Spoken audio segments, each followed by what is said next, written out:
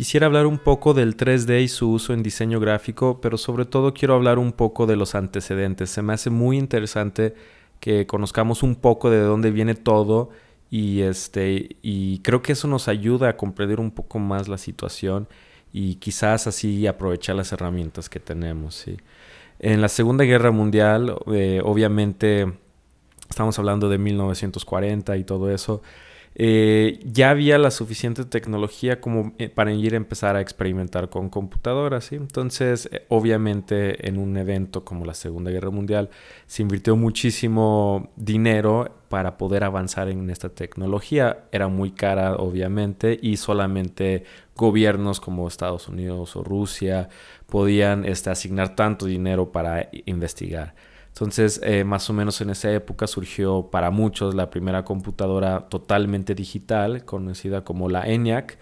También hubo otros antecedentes, pero la primera digital se considera como esta. Fue desarrollada en Estados Unidos y todo el mundo sabemos que las primeras computadoras pues tenían el tamaño de un cuarto, estaban llenos de cables y básicamente arrojaban información. No era mediante monitores ni nada, ¿sí? Entonces, es lógico pensar que aquí fue en la milicia, en el ejército y mucho en Estados Unidos, o al menos es lo que conocemos. A lo mejor otros gobiernos también empezaron a desarrollar mucho, pero pues lo mantienen un poquito más oculto su información o más secreto. Estados Unidos hizo mucho desarrollo, ¿sí? Tan es así que formaron su departamento que se llamaba SAGE. Este departamento estaba en alianza con IBM, ¿sí? Entonces IBM pues, sabemos que hace computadoras, pero bueno, fue uno de los pioneros y obviamente encontró alianza con el ejército de Estados Unidos, ¿sí? Y quizás por eso construyeron lo que después fue un cierto monopolio en su momento, ¿sí? Entonces desarrollaron algunas computadoras. Y lo muy interesante es que empezaron a crear pues, interfaces. ¿Sí? Por ejemplo, aquí podemos ver que usaban un tipo monitor redondo y como con un aparato tipo pistola eran capaces quizás de comunicarse con la computadora, ¿sí? Entonces, estas computadoras eran muy caras y duraron mucho tiempo en uso. Sí, obviamente fueron sacando más modelos.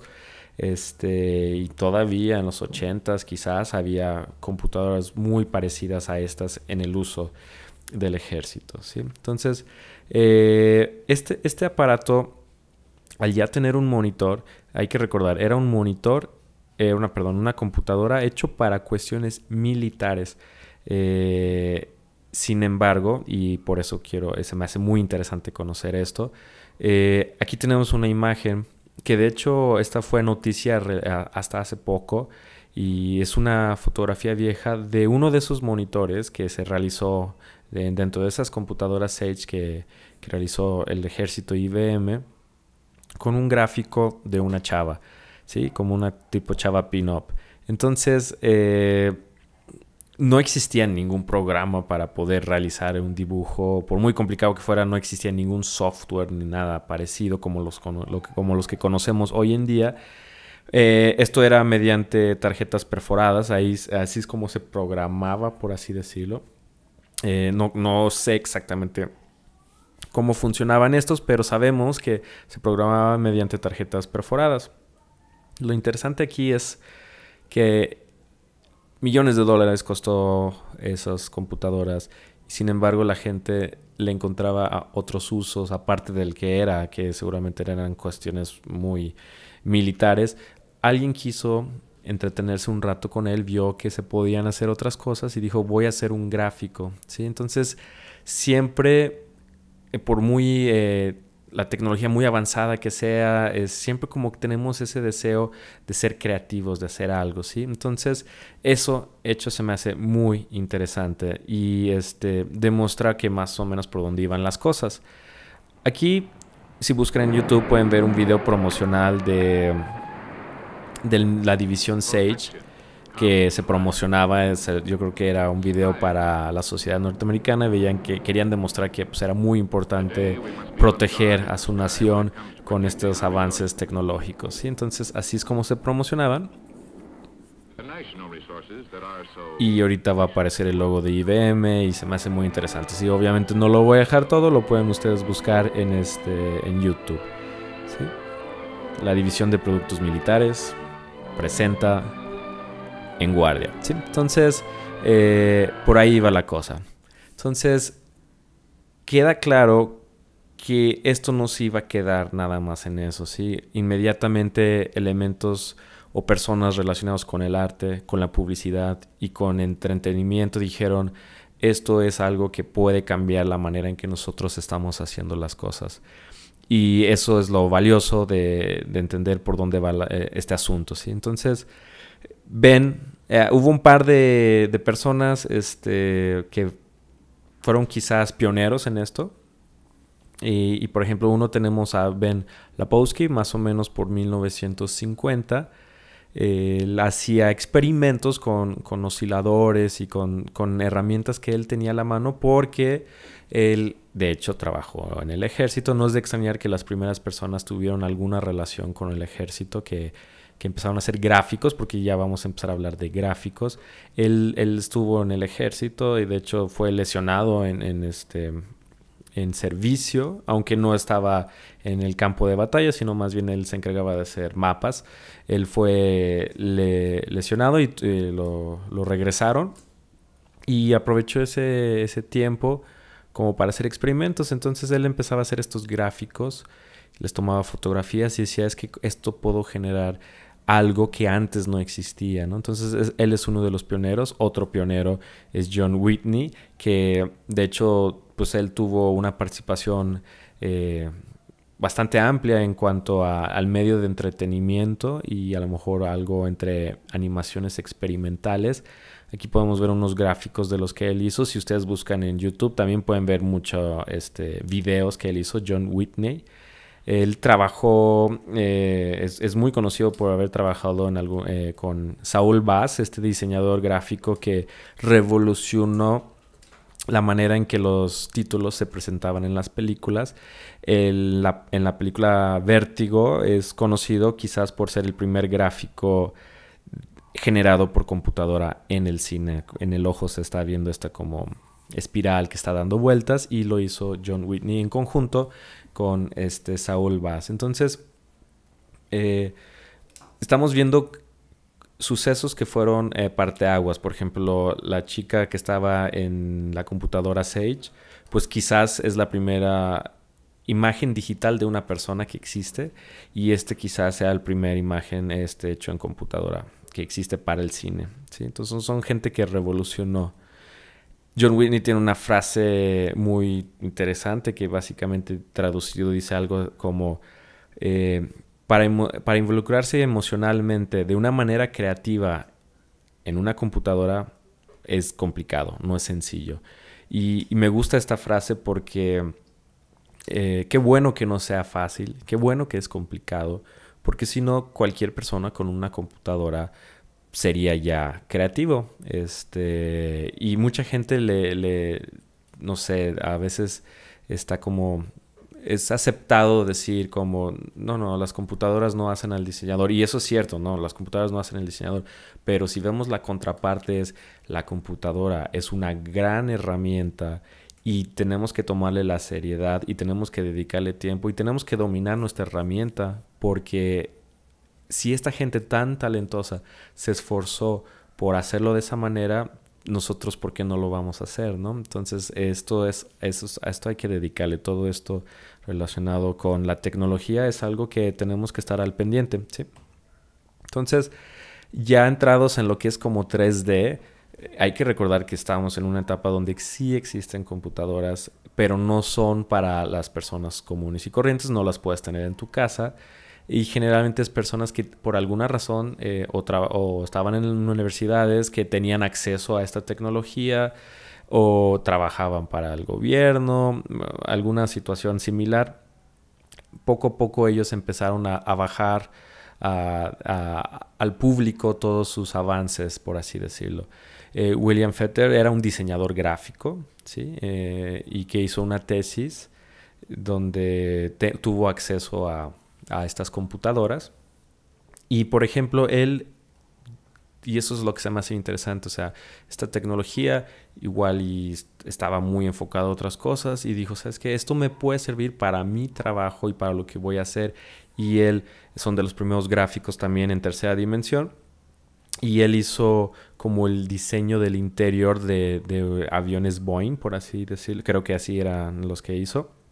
Entonces aquí vemos unos esquemas que él hizo para tener la vista frontal y la vista lateral y seguramente girar un poco o buscar ángulos y generar un render para su trabajo, ¿sí? Entonces eso es lo que se me hace genial, que, o sea, a veces tenemos la tecnología y a veces tienen una función muy específica, pero nosotros podemos imaginarnos nuevos usos, no limitarnos a lo que es, y para esto hay que dedicarle tiempo y esto se me hace muy interesante.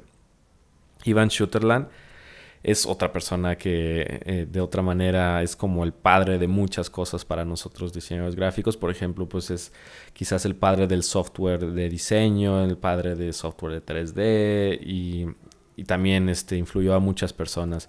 Él hizo un software, quizás el primer software para crear gráficos. Aquí podemos ver una fotografía de más o menos cómo era el asunto. Se llamaba Sketchpad.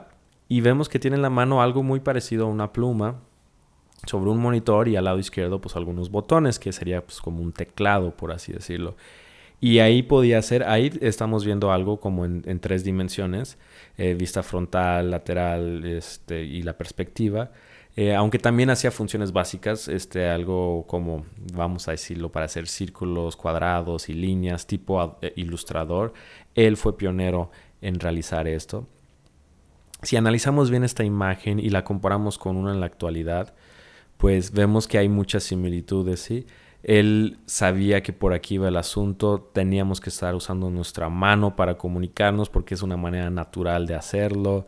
Queremos crear gráficos porque las personas somos creativas y vamos a querer hacer esto, vamos a querer usar la tecnología para esto.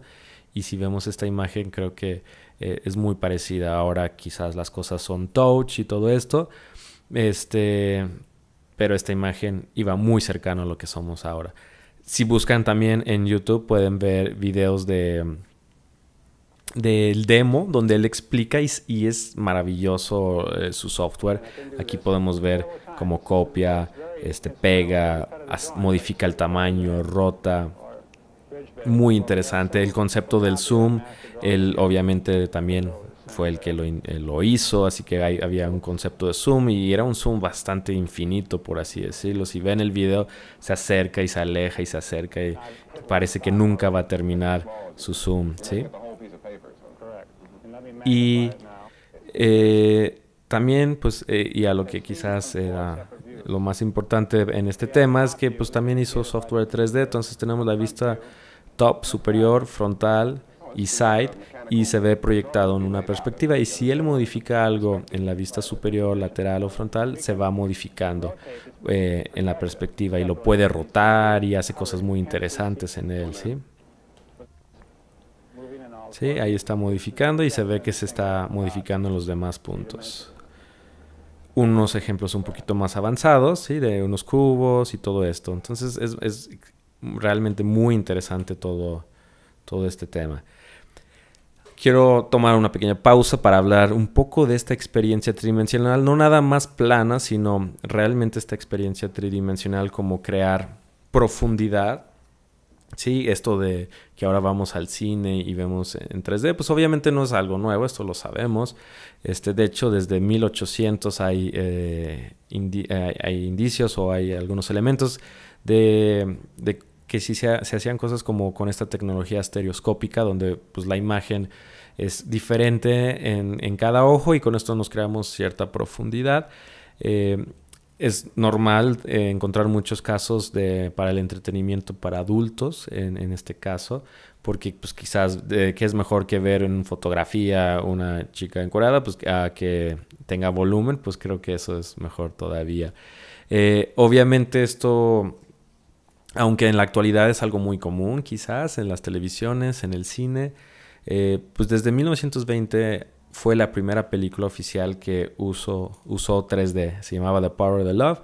No existen ya registros o fotografías o video, o mucho menos video de esto, porque se perdió. Sabemos que las películas son algo muy delicadas y más en esa época, y pues se dañó el material y ya no existe nada, ¿sí? Esta parte pues igual y no tuvo tanto éxito. Y el 3D, esta experiencia tridimensional, pues como que ha tenido altibajos. Ahorita está en los cines, pero hay mucha gente que igual y no le gusta. Quién sabe si vaya a seguir. Entonces, aunque desde 1920 hubo algo como que hasta 1950 fue con esta película, Buana Devil, que tuvo un éxito comercial y llegó y bien por primera vez. Entonces tuvo mucho éxito comercial. Dicen que la película era muy mala, no la he visto, pero pues por lo menos la gente dijo, ¿sabe qué? Yo quiero esto, quiero sentir, en este caso, un león cerca de mí, o tener un amante en mis brazos. Entonces, muy interesante hacia dónde iba esto. Aquí son los lentes que daban en esa película, que es algo que se está haciendo en la actualidad. A lo mejor vas y ves una película que está en 3D y te regalan tus lentes con el nombre de la película, ¿sí? Hace poquito vi la película de Gravedad y me dieron mis lentes de gravedad, y pues bueno, es algo que ya se hacía, ¿sí? Algo que también está ahorita mucho... no sé, que se está muchas noticias, es esto de la realidad virtual con el Oculus. Quién sabe hacia dónde vamos. Esto quizás yo veo pues muy interesante. No sé si preocupante, pero por lo menos sí muy interesante hacia dónde vamos, que tenemos este deseo de encerrarnos en nosotros mismos y crear una realidad alterna, ¿sí? Entonces, ¿quién sabe qué vamos a poder hacer con estas cosas? Si desde antes queríamos quizás ver a una chica desnuda, ahora quién sabe qué es lo que vayamos a hacer con estas cosas mucho más, con mucho más tecnología. Google obviamente no está fuera del juego, e inclusive de manera económica cualquier persona puede bajar de su página el diseño de esto, cortarlo, mandarlo a imprimir, cortarlo, conseguir dos, tres herramientas, dos, tres piezas que no son difíciles, velcro, goma. Quizás el más complicado es el de estas lupas, que son unas lupas especiales, y colocas tu teléfono siempre y cuando sea compatible, ejecutas un programa y ya vas a poder también tener realidad virtual, ¿sí? Entonces, esto cada vez siempre ha estado presente, como vemos, desde 1800, pero obviamente el avance de la tecnología hace que todavía estemos más accesible todo esto. Bueno, quería hablar de eso porque Ivan Sutherland, el creador de este software de 3D, ya había hecho pruebas de realidad virtual. Lo que sí es que esto sí era demasiado adelantado a su época y no fue capaz de hacerlo de manera correcta, o por lo menos no de manera correcta, pero de la experiencia que tenemos actualmente. Entonces, eso demuestra el nivel de esta persona, del avance, que fue capaz de hacer ese software, que estaba metido. Él sabía que la realidad virtual iba a ser otra cosa, y todavía más es que después de trabajar para el gobierno decidió dar clases en la Universidad de Utah por 1970, y le dio clases y seguramente influyó a grandes personalidades que actualmente siguen activas en todo esto de tecnología y 3D. El fundador de Pixar fue su alumno, el de Adobe fue su alumno, muchos estándares que existen, o protocolos en cuanto a 3D, se crearon ahí en la Universidad de Utah porque eran alumnos de él. Obviamente no era el único maestro, ¿no? Pero eso demuestra por dónde va su influencia. Él fue como quizás el antes y el después en cuestiones de 3D. Entonces, en cuestión gráfica, pues podemos hablar un poquito de la publicidad. Obviamente del cine hay muchísimo. El cine fue luego levantó la mano y dijo, esto 3D me puede servir, y pues todos los efectos especiales y que la película de Tron y todo eso se vio naturalmente en las películas. En el arte, si buscan ejemplos de arte, de historia del arte 3D, van a ver muchísimos ejemplos experimentales y todo esto. Como queremos hablar un poco del diseño gráfico, pues quizás la publicidad sea algo donde podemos explorar un poquito más. Y hay un personaje que se llama Robert Abel, que fue muy bueno y fundamental también para todo esto de la publicidad. Él vio toda esta posibilidad que se podía hacer y empezó a desarrollar comerciales con mucha tecnología en su momento, y en realidad es que eran comerciales bastante buenos. Entonces, este es como de los más viejos que encontré, del 74, y aquí está haciendo pues promoción a la marca de refrescos 7-Up. Obviamente no es un comercial totalmente hecho en 3D, pero sí hay elementos que están hechos en tercera dimensión, y bastante interesante buscar los comerciales de él en YouTube y verlos. Ahí hay bastantes videos y hay unos muy, muy buenos, ¿no? Entonces, tampoco lo voy a dejar todo, pero aquí podemos ver los gráficos que hacía él. Aquí hay otro de un año después, igual, la verdad es que la apariencia es muy similar.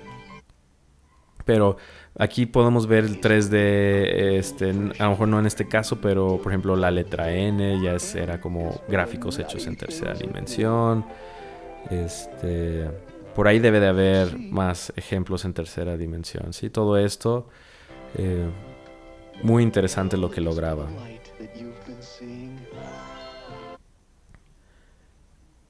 Vamos a ver aquí otro quizás.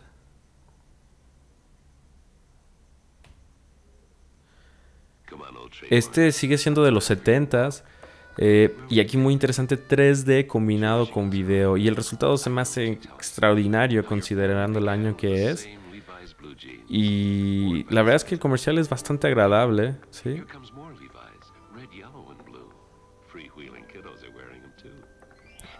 Entonces pueden ver todos estos videos en YouTube. Muy, muy padre. Aquí veo que queda más que claro el 3D todavía.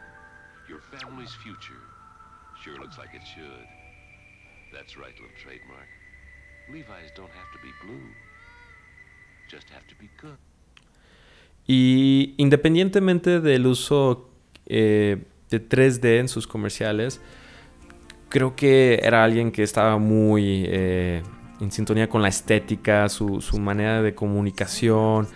Aunque el lenguaje de hoy en día es muy diferente, los fundamentos gráficos, la estructura que él tenía se me hacen muy interesantes. Todos estos comerciales pues obviamente están planeados muy cuidadosamente. No creo que exista algo al azar, todo está perfectamente planeado, y creo que podemos aprender mucho viendo estos tipos de comerciales.